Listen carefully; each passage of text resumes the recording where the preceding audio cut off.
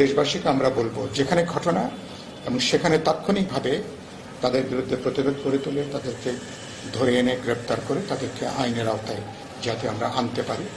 আর এইসব ব্যাপারে রাজনৈতিক দল, ছাত্র, তরুণ থেকে শুরু করে সমাজের প্রত্যেকেরই পাবলিকলি প্রকাশ্যে খুব বলিষ্ঠ অবস্থান নেওয়া দরকার। কোনো ক্ষেত্রেই এগুলোকে আমরা অনুমোদন করব না। এটার সঙ্গে যে যুক্ত থাকুক, যারাই থাকুক না কেন, প্রত্যেকে আমরা আইনের আওতায় প্রত্যেকে আমরা নিয়ে আসবো এবং সে ব্যাপারে আমরা উদ্যোগ নেব।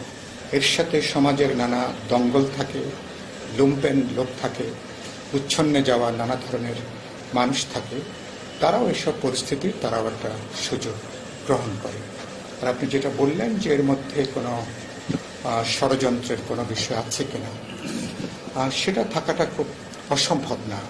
কারণ যেখানে আইন শৃঙ্খলা রক্ষাকারী বাহিনী এখনো পেশাগত দায়িত্বটা পালন করছে না, যেখানে অন্যান্য ল এনফোর্সিং এজেন্সিস তারা এখনো পর্যন্ত তাদের দায় দায়িত্বের মধ্যে পুরো মাত্রায় তারা আসতে পারেনি, সেই জায়গা থেকে নানান ধরনের শক্তি, রাজনৈতিক, অরাজনৈতিক বহু ধরনের শক্তি এখানে তারা কাজ করতে পারে।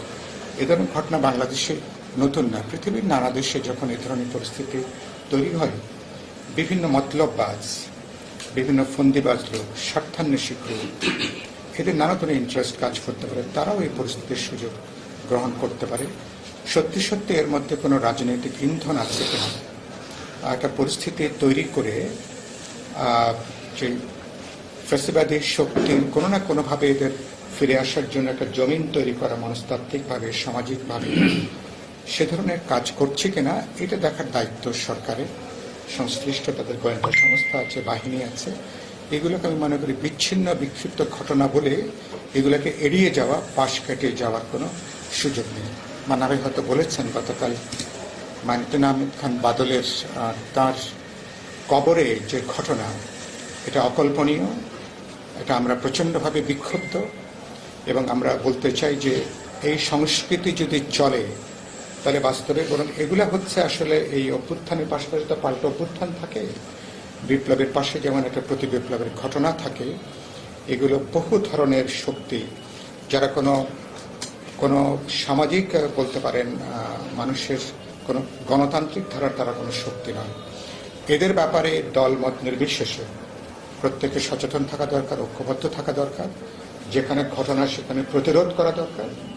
আর ঢাকা বিশ্ববিদ্যালয়ে যে ঘটনা সংঘটিত হয়েছে বা আপনি জাহাঙ্গীরনগরের আপনি যে ঘটনা বললেন, মব জাস্টিসের কথা বলে এগুলাকে হালাল করা, এরকম একটা তৎপরতা আমি কিন্তু লক্ষ্য করেছি যে এরকম ঘটনা হতে পারে, এটা বলে দায়িত্ব এড়ানো, ঘটনাকে পাশ কেটে যাওয়া, ঘটনার যে গ্রাভিটি, তো সেই গ্রাভিটিকে আমলে না নেওয়ার একটা তৎপরতা, এটা আমরা লক্ষ্য করেছি।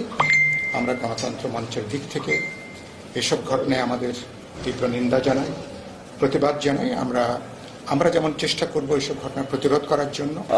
বিএনপির সাথে 31 দফা সংস্কার প্রস্তাবের ভিত্তিতে ফ্যাসিবাদের বিরুদ্ধে লড়াই করেছিলাম, লড়াই এখনও সেটি অব্যাহত আছে।